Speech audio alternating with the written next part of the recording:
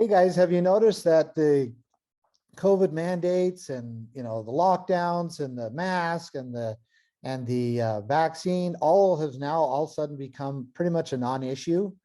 Well, there's a reason for that, so let's not be fooled. It's because the elections are right around the corner.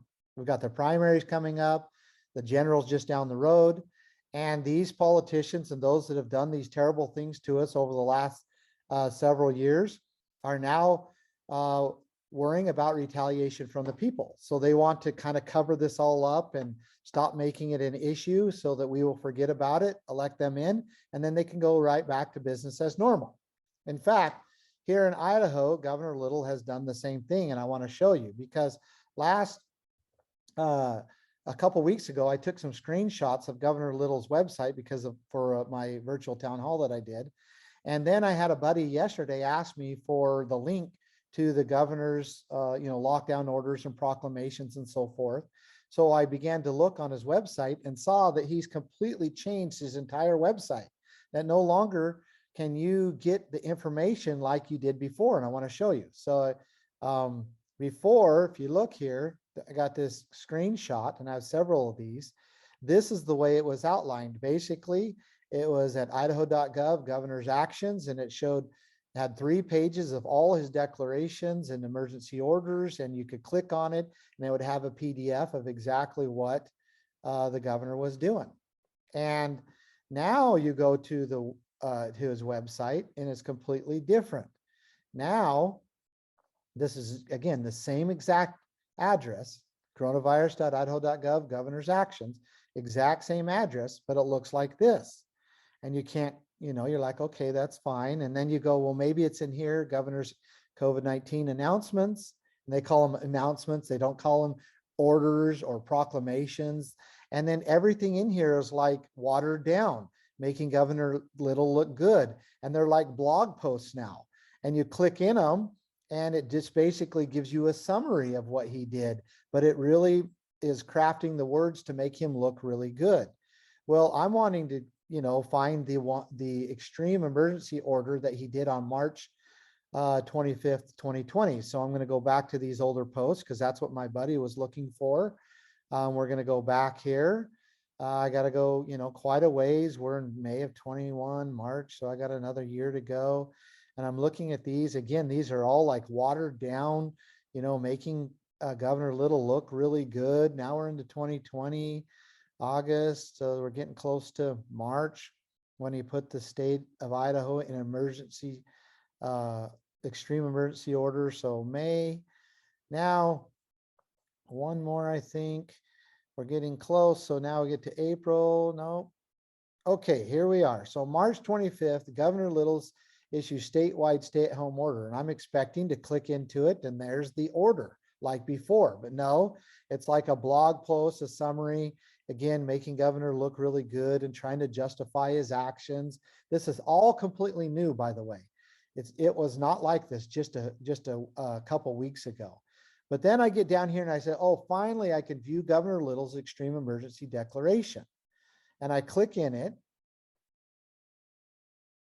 And the page is not found. It says page not found. This page may have moved or is no longer available. We apologize for the inconvenience. And so the normal person can't find what Governor Little did, can't find his emergency orders, can't find the things that he has done. And he is basically trying to pull the wool over the people's eyes and cast himself as this real conservative governor that is all for the people, when in the past, he's been nothing but a tyrant that's destroying Idaho with federal money and control. To emphasize that, I want to show you this. So I'm going to go to his homepage here. Welcome to the governor's. And here he is, looking all and talking about how he's doing this, looking great, looking conservative. And down here, he actually says that on his website that Idaho ranks #1 least regulated state. But I want to tell you that Idaho is #1 in some things, but not in least regulated state. Because Idaho was the first state to arrest a pastor for holding church outside for not wearing a mask. Idaho was the first state to arrest a mother for going to the park with her children. Idaho was the first state to outlaw hydroxychloroquine for COVID, and that was Governor Little just flat outlawing hydroxychloroquine for the use of COVID. It was also one of the first states to raid a business and prosecute the owners for not closing down during Little's lockdown. All of this was done under the orders of Governor Brad Little. So let's not forget, he must not be reelected as our governor. Because if he is, then Idahoans here, and if you do it in your states, if you're outside of Idaho listening to this or watching this, if you do the same thing and elect your leaders that have done this, then you're sending a loud and clear message that the actions that they took against our most protected rights was okay. We must not send that message to our capitals. If we do, then here in Idaho, Little and his buddies will continue to destroy the freedom of Idahoans.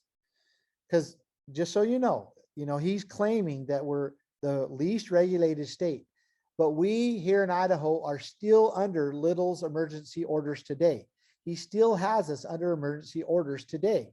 And he is waiting for the elections to pass so he can just continue his increase of power over the people while collecting billions of tax money from the federal government.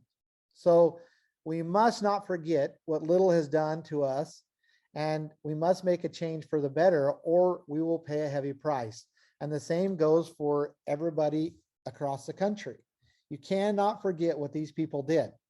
Otherwise, they'll get in, they're biding their time. They just want to get back in, and then they will continue to do what they've been doing to us over the last 2 years. So let's not forget. Let's be like elephants and never forget. So anyway, that's all I wanted to share with you today. Appreciate your time, and I'm out for now.